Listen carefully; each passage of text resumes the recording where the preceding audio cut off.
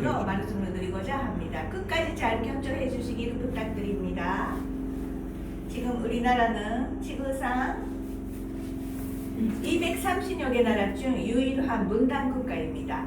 어떤 사람들은 통일이 되면 북한 사람들을 먹여 살려야 하고 건설을 해야 하는 등 비용이 너무나 많이 든다고 말합니다. 북한의 노동력과 엄청난 자원 그리고 남한의 기술과 자본이 합하면 한국은 미국 다음가는 잘 사는 나라가 될 수 있다고 합니다. 그런데 6.25 전쟁으로 헤어진 이산 가족이 900만 명이나 되고 이미 돌아가시거나 노인이 되셔서 죽기 전에 꼭 헤어진 가족을 만나보고 싶은 하늘을 가지고 살아 계십니다.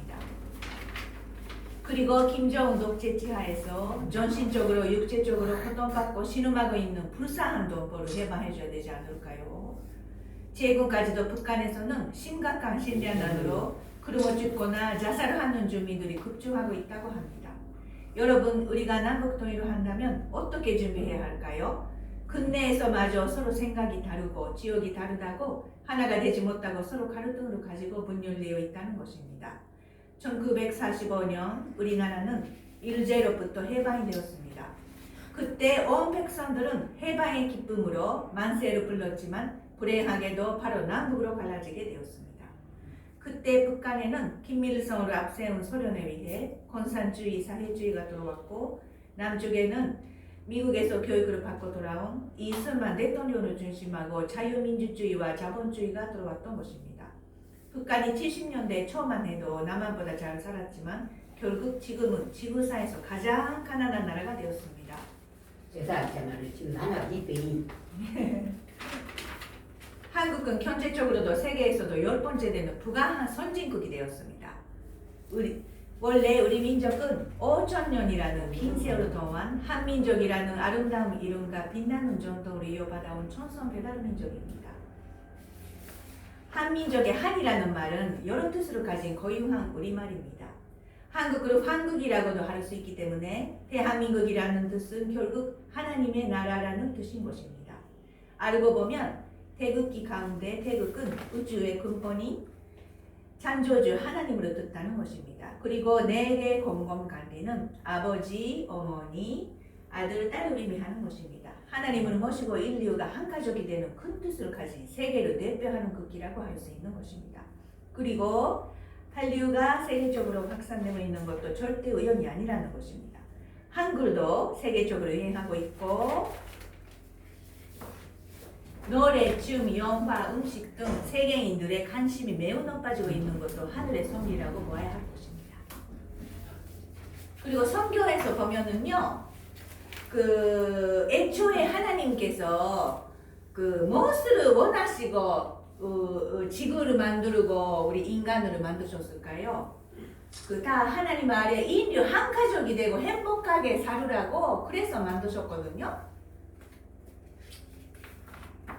그러는데 맨 처음에 만든 아담하고 해와 아담 해와 처음 남자 여자를 만들었잖아요. 성경에서 말을 하기를 상으로 타락했다 해요. 타락. 하나님의 말씀을 어기고 이렇게 타락해버렸다고 하는데 그래서